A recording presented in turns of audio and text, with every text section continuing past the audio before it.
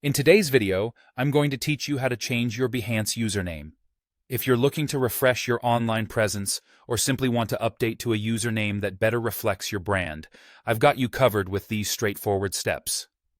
First things first, you'll need to be logged into your Behance account. Once you're in, take a look at the top right corner of your screen. There you'll find your avatar. Go ahead and click on it to open a drop-down menu. This menu gives you access to several different options that control many aspects of your Behance experience. From the drop-down menu, you'll want to select the option labeled Settings. This will lead you to a page where you can manage various settings related to your account. Once you're on the Settings page, navigate over to the Account Information tab. This section is crucial as it holds all the details related to your actual Behance account. Now focus your attention on the part that shows your current Behance URL. Right next to it, you'll see an option to Edit. Click on Edit, and a field will be revealed where you can type in your new desired username. Think carefully about your new choice of username, as it will become your new digital identity on Behance.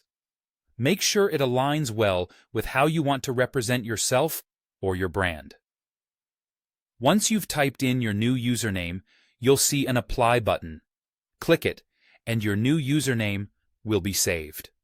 Remember, while this process is simple, there is an important note you must keep in mind.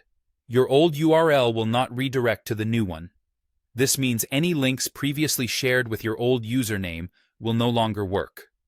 It's a good idea to make a list of where you've shared your Behance profile, like on social media, your website, or email signatures, and update those links manually with your new username. And that's it! You've successfully changed your Behance username.